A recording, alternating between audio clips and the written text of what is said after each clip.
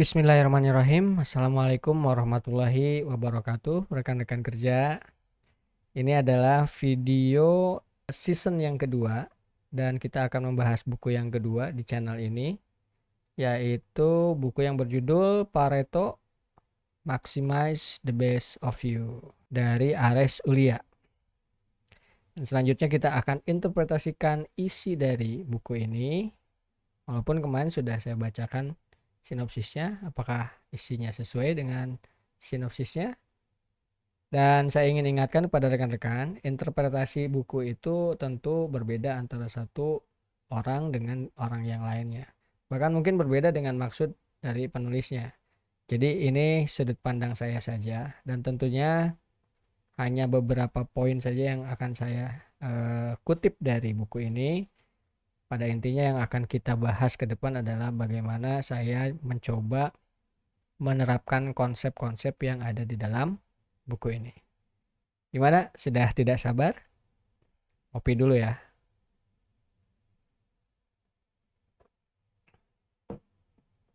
Yuk, kita mulai.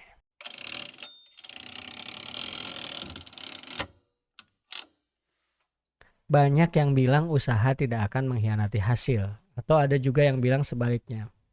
Hasil tidak akan mengkhianati usaha. Apakah ini pernyataan yang benar atau hanya pembenaran saja? Mari kita analisa dan kita uji dengan rumus work formula. Ini biasa digunakan di matematika atau fisika ya. Di mana kita menghitung jarak, yaitu usaha dibagi dengan gaya. Jadi kalau kita analogikan jarak itu sebagai hasil, maka berapa usaha yang kita butuhkan dibagi dengan gaya. Coba kita masukkan angka. Usaha kita masukkan angka 2 dan gaya kita masukkan angka 8. 2 dibagi 8 maka hasilnya menjadi 0,25. Artinya hasil yang kita dapat 0,25. Kalau kita balik, ketika usaha kita perbesar, misalkan menjadi 8 dan gaya menjadi 2, maka 8 dibagi 2 sama dengan 4. Tentu berkali-kali lipat lebih besar hasilnya kalau usaha kita perbesar dan gaya kita turunkan. Kita kaitkan lagi dengan pernyataan tadi. Ya, berarti pernyataan tadi benar adanya bahwa usaha itu tidak akan mengkhianati hasil. Karena semakin besar usaha, ternyata hasilnya semakin besar. Jadi kalau gitu harus banyak usaha daripada bergaya. Tapi tunggu dulu. Pernah nggak berpikir seperti ini? Banyak orang yang sudah bekerja keras, banting tulang, 24 jam bahkan, tetapi kehidupannya masih antara menengah ke bawah. Ada yang tahu kenapa?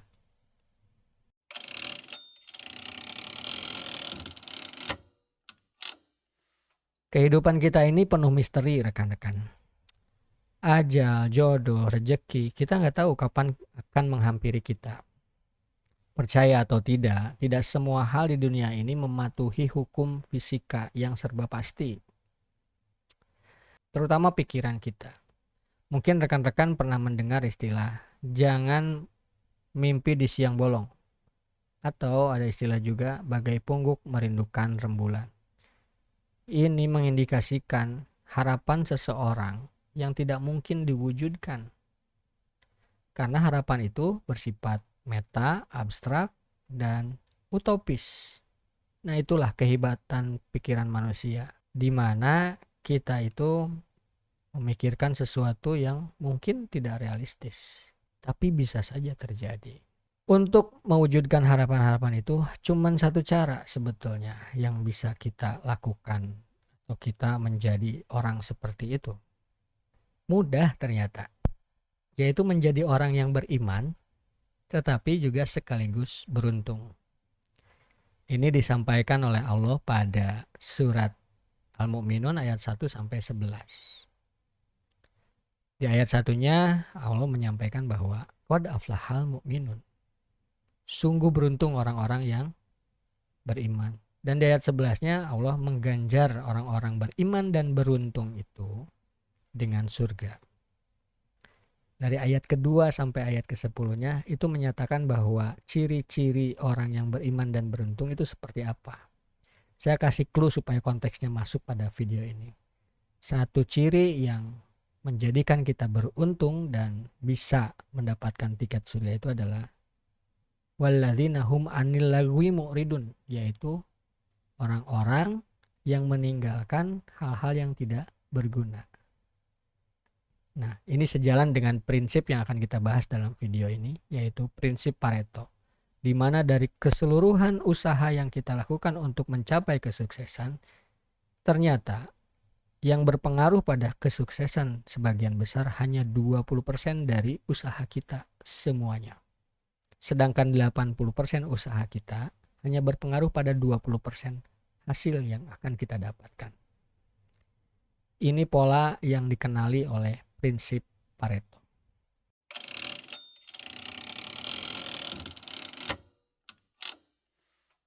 Rekan-rekan pernah mendengar fakta ini enggak? Bahwa 68% daratan di Indonesia itu dikuasai oleh 1% kelompok pengusaha dan badan korporasi. Sedangkan 32% lainnya itu diperebutkan oleh 99% penduduk Indonesia. Ya. Atau fakta yang lain bahwa 20% populasi dunia yang terkaya itu menguasai 91,2% kekayaan global. Sedangkan 20% populasi terendah di dunia itu tidak memiliki apa-apa selain hutang. Di dunia bisnis juga sama, pola ini terjadi. 80% dari keluhan pelanggan itu muncul dari 20% produk yang dijual. 20% produk yang dijual itu juga menghasilkan 80% keuntungan dari perusahaan. Ini pola yang acap kali terjadi. Nah, pola inilah yang disebut prinsip Pareto. Prinsip Pareto ini mulai diterapkan oleh seorang pakar manajemen produksi yaitu Dr. Joseph Juran. Dia menamakan Pareto karena terinspirasi dengan penemunya yaitu Vilfredo Pareto dari Italia. Vilfredo Pareto ini adalah pengusaha kacang polong di mana dalam setiap musim dia menemukan pola yang sama yaitu 20% hasil panennya selalu bisa menutupi 80% keuntungan yang dia dapatkan.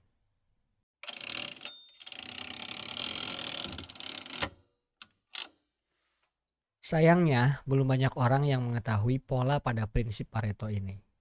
Alih-alih berfokus pada sebagian kecil penyebab keberhasilan, sebagian besar dari kita justru menganggap bahwa semakin banyak hal yang kita kerjakan, semakin keras kita berupaya, dan semakin lelah kita berusaha, maka semakin berhasil.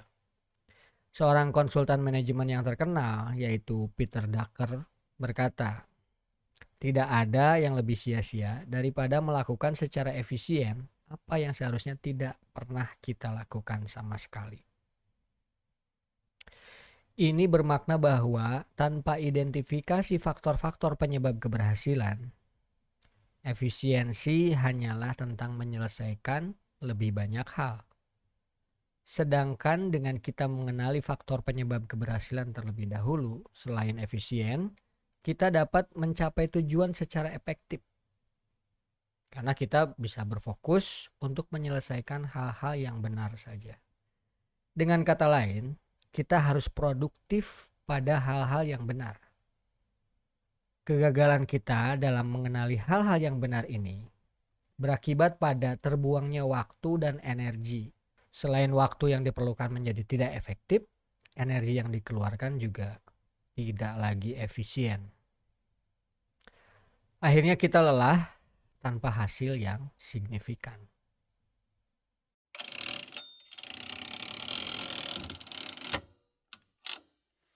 Jadi sesungguhnya kita itu hidup untuk bekerja atau bekerja untuk hidup. Dalam dunia yang serba materialistik seperti saat ini, bekerja menjadi suatu beban yang niscaya bagi kita semua. Tuntutan hidup yang besar tidak lagi pada tataran kebutuhan, melainkan pada eksistensi kita sebagai manusia sosial. Beban kerja ini akan menjadi lebih berat bila mana kita tidak bisa betul-betul mengidentifikasi hal-hal apa saja yang harus kita kerjakan lebih awal dan hal-hal yang bisa kita kerjakan setelah itu. Jadi biasanya benang kusut saking banyaknya yang kita anggap penting untuk dikerjakan, tugas-tugas itu makin semrawut, tidak dapat kita urai lagi. Akhirnya kita terpaksa bekerja lembur, overtime, lalu begadang. Begadang jangan begadang. Anehnya, seringkali kita berdalih bahwa hal seperti itu adalah kerja keras atau hard work. Dan kita bangga, lalu kita post di media sosial kita kasih caption bahwa kita itu sebagai hard worker. Seakan kita ingin dunia tahu semuanya. Semakin lama kita tersesat dalam menentukan prioritas mana yang harus kita kerjakan, kerja keras itu selanjutnya menjadi candu. Sulit untuk kita akhiri pasti. Hidup kita seakan-akan hanya untuk bekerja. Never holiday. Pulang gelap, berangkat gelap. Sampai kita tidak terasa lagi dan kita tidak sadari bahwa kita sudah mengidap sindrom yang namanya workaholic.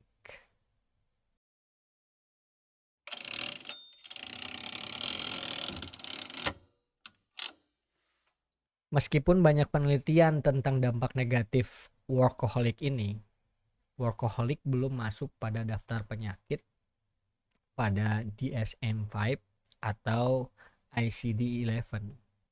Memang di awal workaholic ini tidak ada tanda-tanda atau gejala-gejala yang signifikan. Namun perlahan dan pasti mental kita mulai diserang dengan stres, cemas, depresi, insomnia, sampai kepada menyerang kesehatan fisik kita seperti penyakit jantung, diabetes, dan lain sebagainya. Workaholic atau kecanduan kerja ini didorong oleh beberapa faktor, setidaknya ada 3. Yang pertama, karena lingkungan pekerjaan. Bisa karena atasan, bisa karena rekan kerja, bisa karena kekurangan pegawai, bisa karena tugas-tugas yang terlalu banyak yang dibebankan kepada kita. Yang kedua, karena kita melarikan diri dari permasalahan pribadi, baik itu permasalahan dengan orang tua, dengan pasangan, dengan saudara, dengan teman, atau lingkungan pribadi kita. Dan yang ketiga, disebabkan karena obsesi kita untuk sukses. Ya, dalam merit system, produktivitas itu memang harus dilakukan, penting dan harus diperjuangkan. Namun, bila kita tidak bisa mengenali secara spesifik produktivitas seperti apa yang akan membawa kita pada kesuksesan, produktivitas ini berubah menjadi produktivitas beracun atau toxic productivity. Toxic productivity atau produktivitas beracun ini merupakan keadaan di mana seseorang merasa harus terus produktif dan bekerja berlebihan sampai mengorbankan kesehatan mental dan fisik serta hubungan sosialnya. Pada level tertentu, toxic productivity ini akan menanamkan rasa bersalah kepada kita pada saat kita bekerja dan beristirahat sejenak, lalu bekerja lagi. Nah, toxic productivity yang disebabkan karena obsesi yang besar untuk sukses, dan itu dilaksanakan menjadi kebiasaan-kebiasaan kita, selanjutnya disebut hustle culture.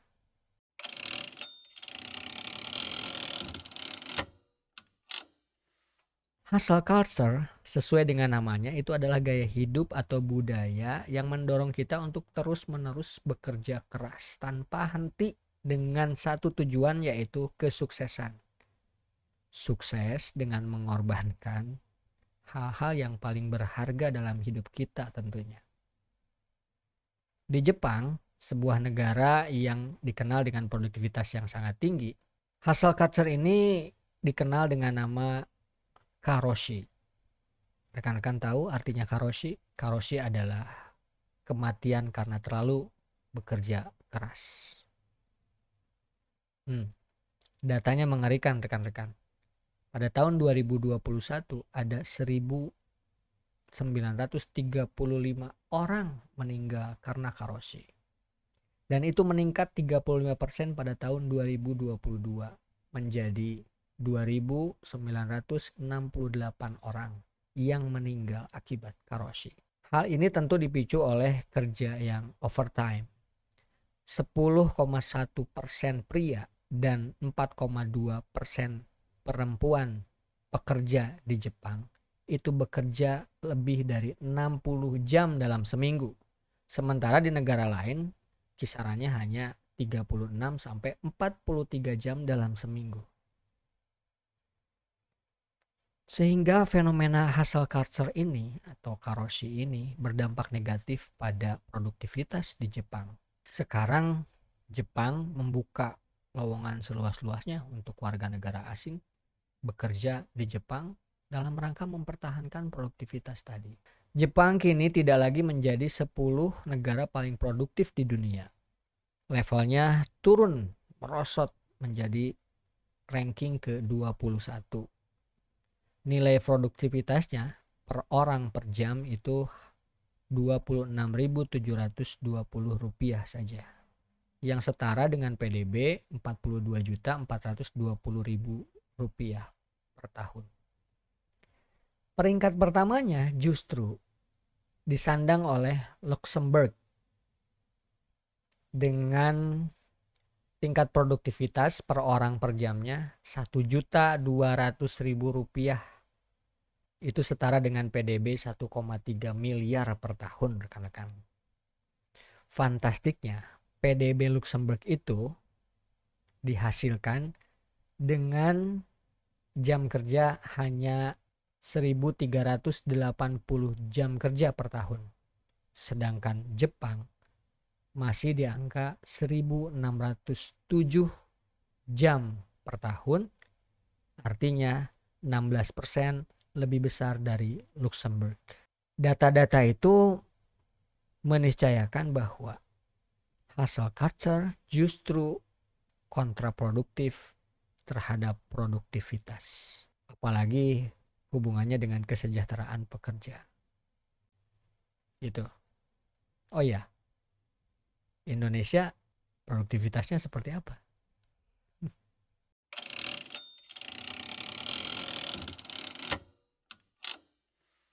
Rekan-rekan, menjadi seorang yang produktif tentu suatu hal yang sangat baik.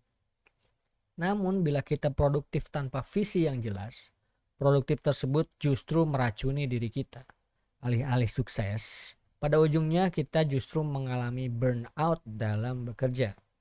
Pada level tertentu, kita bisa menyalahkan atasan, bawahan, keluarga, bahkan orang-orang sekitar kita salahkan. Lingkungan, bahkan bisa jadi kita bisa menyalahkan Tuhan. Padahal burnout itu kita ciptakan sendiri. Na'udzubillahi min dzalik. Penting bagi seorang yang sedang berupaya untuk sukses menjaga produktivitas yang sehat supaya work-life balance itu tercipta. Disinilah prinsip Pareto digunakan. Dalam prinsip Pareto, setidaknya kita memiliki 3 hal yang harus kita kuasai dulu. Yang pertama, memilih secara cermat prioritas pekerjaan. Untuk itu, saya rekomendasikan rekan-rekan menguasai konsep yang namanya the Eisenhower Decision Matrix. Yang kedua, kita harus mengefisienkan waktu dan tenaga. Untuk itu saya sarankan rekan-rekan menguasai berbagai soft skill dan hard skill yang sangat dibutuhkan oleh rekan-rekan. Dan yang ketiga atau yang terakhir, supaya work-life balance itu tercipta, maka kita harus bisa memanage waktu. Untuk itu, saya rekomendasikan rekan-rekan menguasai konsep namanya Pomodoro. Ya, semua itu harus dengan ilmu. Tidak bisa berjalan tanpa guidance ilmu.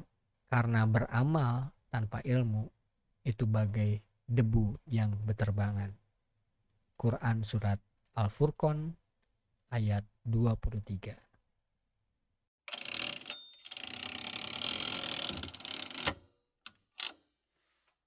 Langsung saja, step 1 dalam prinsip Pareto ini adalah menentukan prioritas. Jadi pola yang ditangkap oleh Pareto ini adalah mengindikasikan tidak semua pekerjaan itu berdampak besar pada hasil yang diharapkan. Untuk itu kita harus cermat untuk menentukan prioritas pekerjaan mana yang harus kita kerjakan lebih dahulu. Nah, untuk menentukan prioritas itu ada konsep yang namanya the Eisenhower Decision Matrix. Jadi ini tools yang akan membantu kita untuk menentukan prioritas. Jadi di Eisenhower Decision Matrix ini kita harus menilai seberapa besar urgensinya dan seberapa besar kepentingannya untuk diselesaikan segera. Setidaknya ada 4 kriteria dalam the Eisenhower Decision Matrix ini. Yang pertama adalah tugas yang penting dan mendesak, dan itu harus dikerjakan sesegera mungkin. Yang kedua adalah tugas yang penting tapi tidak mendesak. Itu kita bisa reschedule di lain waktu. Yang ketiga adalah tugas yang mendesak tetapi tidak penting. Itu bisa kita delegasikan kepada staf kita atau kepada teman kerja kita. Dan yang terakhir adalah tugas yang tidak penting dan tidak mendesak. Nah, itu sebaiknya kita delete saja. Kita coba dengan studi kasus berikut ini. Jadi misalnya Anda bekerja sebagai supervisor di divisi HRD, lalu Anda memiliki staff begitu ya, beberapa orang. Nah, minggu ini big boss Anda itu memberikan target kinerja sebagai berikut.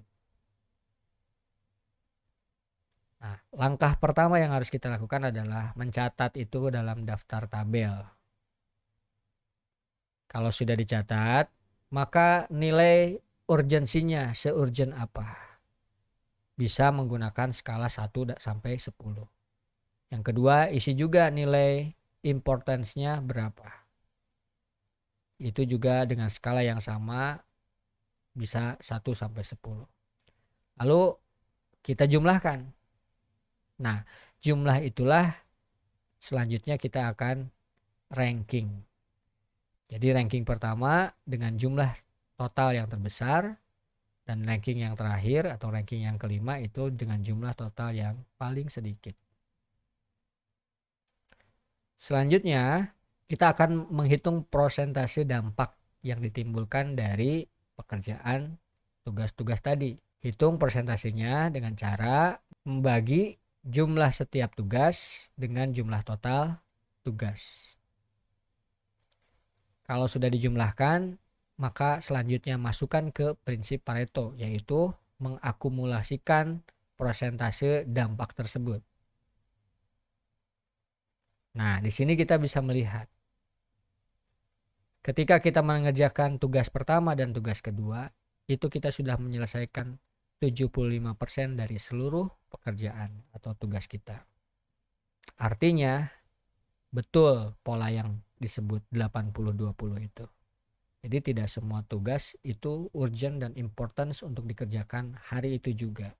Lalu selanjutnya, dengan metode the Eisenhower Decision Matrix, rekan-rekan tentukan yang ranking pertama tentu pasti kita harus kerjakan saat ini juga secepat mungkin. Ranking kedua juga sama karena itu adalah Pareto. Jadi 75% pertama itu kita harus kerjakan sesegera mungkin. Selanjutnya tugas yang ketiga itu kita bisa reschedule. Tugas keempat dan kelima itu bisa kita delegasikan. Terakhir, supaya kita punya batas waktu yang jelas atau perencanaan waktu yang jelas, maka kita hitung deadline-nya. Dari 5 hari yang disediakan, beban kerja yang tadi dibobot rekan-rekan itu persentase, itu dibagi menjadi 5 hari. Jadi untuk menyelesaikan tugas yang pertama, kita punya waktu selama 2 hari kurang. Ada baiknya juga rekan-rekan membuatkan matriks, dalam arti chart untuk Paretonya itu sendiri, sehingga kita mudah dalam membacanya dan kita bisa mengkomunikasikan itu kepada tim yang kita punya. Lalu kita bubuhkan juga pada matriks decision di Eisenhower. Apabila kita bisa mencapai sesuai dengan deadline yang sudah kita tentukan, berarti kita sudah sukses. Apabila kita mengerjakannya lewat dari deadline, maka itu kita gagal. Sebaliknya, apabila kita menyelesaikan tugas-tugas itu sebelum deadline, gapnya itu atau sisanya waktunya itu adalah bisa kita sebut dengan prestasi.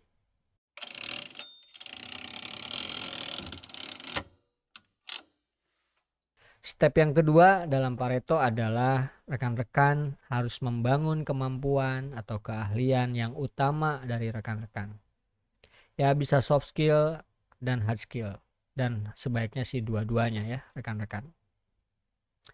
Jadi rekan-rekan, jikalaulah beban kerja itu kita analogikan sebagai ruang, maka keahlian atau kemampuan kita atau skill kita itu sebagai penggarisnya. Ya, sebagai penggaris untuk mengatur ruang itu. Maka pastikan skill kita itu lebih besar daripada beban kerja kita. Dengan skill kita yang makin besar, maka penggaris kita lebih panjang, sehingga bisa mengukur seluruh ruang yang ada. Kemampuan kita harus lebih tinggi daripada beban kerja yang kita punya. Dengan demikian, resiko burnout itu akan terhindar dengan sendirinya. Jadi dalam prinsip Pareto ini, di samping kita menentukan prioritas dan menentukan deadline, kita pun penting untuk menguasai skill-skill atau kemampuan utama, baik soft skill maupun hard skill. Catat ya, bukan ujuk-ujuk, tetapi membangun keahlian. Artinya tidak dalam waktu singkat pasti, tidak instan, dan tidak bisa selesai dengan hanya satu kali diklat atau pelatihan atau training. Jadi kita harus sabar dalam belajar, sabar dalam menguasai skill kita. Nah, caranya bagaimana kita supaya tidak merasa belajar dalam proses kita menyelesaikan pekerjaan? Kita sambil berpikir bagaimana cara yang cepat dan cara yang paling berkualitas untuk menyelesaikan pekerjaan itu. Karena hari-hari kan kita bekerja ya, satu hari 8 jam, ya 8 jam itu kita bekerja sambil belajar. Itu adalah cara yang paling efektif supaya skill kita tambah bagus lagi, tambah dalam lagi, tambah tajam lagi. Oke, mari kita kembali ke konteks studi kasus yang sebelumnya kita bahas. Jadi setelah kita membuat tabel dan grafik Pareto lalu kita laksanakan, tentu kita harus tentukan soft skill apa yang perlu kita kuasai dan hard skill apa yang perlu kita kuasai. Jadi dari sejumlah 5 tadi list yang menjadi tugas kita, tentukan, catat soft skill apa yang kita harus gunakan dan harus kita kuasai, perlahan-lahan juga nggak apa-apa. Dan yang kedua, hard skill apa yang harus kita kuasai. Makin hari kita makin jago, makin hari makin cepat kita bekerja, makin hari kualitas pekerjaan kita makin bagus. Nah, penguasaan keahlian utama di atas itu sudah barang tentu dapat menyingkat waktu yang dibutuhkan dalam menyelesaikan tugas yang kita emban. Sehingga tugas-tugas yang kita kerjakan menjadi lebih efektif, dan hal berkaitan dengan work-life balance itu tidak lagi menjadi suatu yang utopis. Work-life balance itu kalau kita sudah skillful, itu adalah suatu keniscayaan dan ada di depan mata kita.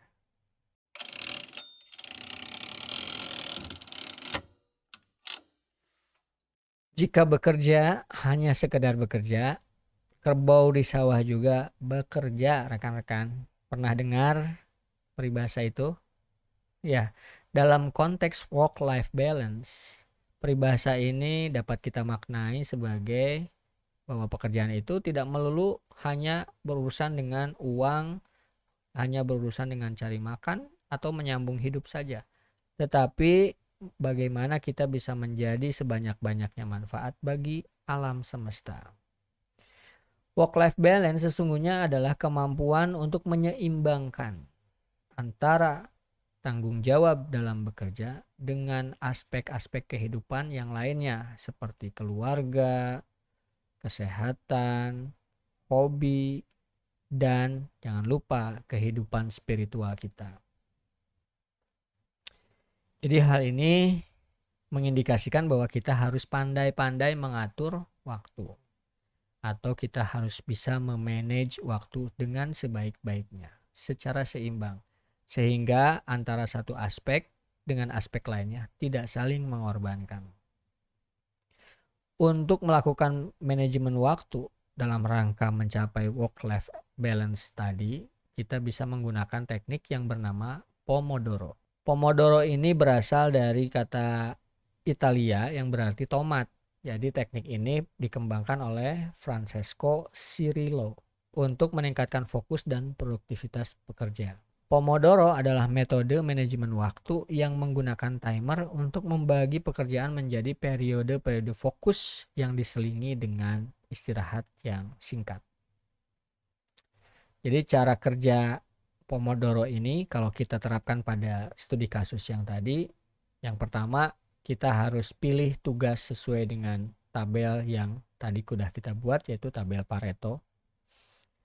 Pilih satu dulu, misalkan tugas yang pertama. Lalu dari deadline waktu yang ada, kita set timer dengan interval 25 menit pada jam kerja. Misalkan tadi ada 15 jam kerja untuk tugas yang pertama, berarti dibagi 25 menit. Dalam 25 menit tersebut kita harus fokus mengerjakan pada tugas-tugas yang kita lakukan tadi. Jadi tidak boleh diganggu, terdistraksi oleh yang lain.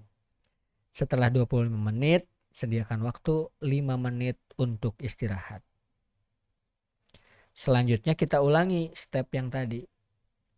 Timer, lalu fokus, lalu istirahat 5 menit. Sebanyak 3 kali selanjutnya, sehingga totalnya menjadi 4 kali. Pada saat interval yang keempat, kita istirahat lebih panjang, bisa 15 menit, bisa 20 menit, bisa 30 menit. Nah, istirahat ini kita gunakan dengan betul-betul istirahat dan melakukan kegiatan-kegiatan spiritual kita, seperti sholat sunat, wudhu, juga sholat wajib mungkin ketika masuk waktunya. Jadi penelitian menunjukkan bahwa dengan menerapkan teknik Pomodoro ini kita dapat secara efektif meningkatkan fokus konsentrasi.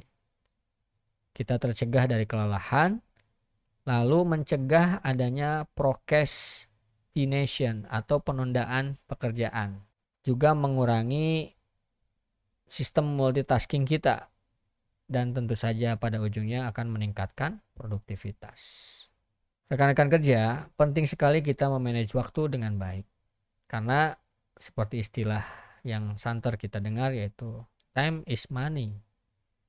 Bahkan bagi rekan-rekan muslim, waktu itu lebih berharga daripada sekedar uang. Waktu tidak dapat dibeli dan tidak dapat kembali apabila sudah berlalu.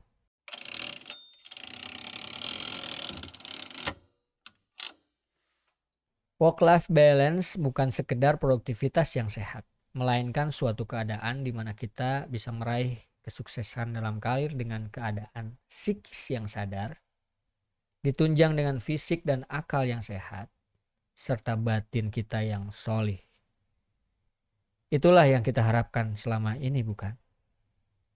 Sukses bukanlah tujuan akhir. Sukses adalah checkpoint dalam menjalani kehidupan dengan segala obstacle yang akan menghadang. Selama nafas kita masih berhembus, selalu ada kesuksesan yang menanti di persimpangan jalan. Di dalam dunia kerja, sukses berarti kita harus dapat menjawab tantangan dengan hasil yang berkualitas, efektif, dan efisien. Bila kita bisa menyelesaikan tugas lebih cepat dan lebih baik daripada semestinya, sukses berubah menjadi prestasi. Prestasi demi prestasi yang terkumpul berubah menjadi portofolio diri. Portofolio inilah tiket kita untuk menapaki jenjang selanjutnya. Setidaknya itulah yang akan terjadi pada organisasi yang menganut merit system. Pada organisasi seperti ini, kita tidak lagi dipandang atau dinilai sebagai resources atau sumber daya, tetapi kita diposisikan sebagai capital atau modal. Loyalitas kita hanya tertuju pada visi organisasi. Kabar buruknya rekan-rekan, mungkin hal ini tidak sepenuhnya bisa terjadi pada organisasi yang belum menganut merit system, di mana loyalitas tidak lagi ditujukan pada visi organisasi melainkan kepada pemangku kebijakan secara personal. Fenomena ordal misalkan, seperti yang selama ini suka kita dengar pada komedi-komedi satir di level warung kopi. Rekan-rekan semua, menjalankan roda organisasi itu pada faktanya bagaikan mengarungi lautan yang luas. Pada etape awal, selepas kapal berpisah dari dermaga, bisa jadi loyalitas dapat memenuhi segala ekspektasi kapten kapal. Namun semakin jauh kapal berlayar, seiring dengan banyaknya gelombang, badai yang menghadang, loyalitas yang tersisa biasanya hanya sebatas lip service saja. Yang tersisa adalah pelaut-pelaut handal yang bekerja tanpa lelah. Meski demikian, kabar baiknya adalah baik organisasi yang menganut merit system maupun yang belum, dua-duanya membutuhkan talenta-talenta terbaik organisasi. Dua-duanya membutuhkan pelaut-pelaut handal seperti rekan-rekan semuanya. So, rekan-rekan, maximize the best of you. Maximize the best of ourselves. Itulah jalan ninja kita, rekan-rekan semuanya. Wassalamualaikum warahmatullahi wabarakatuh.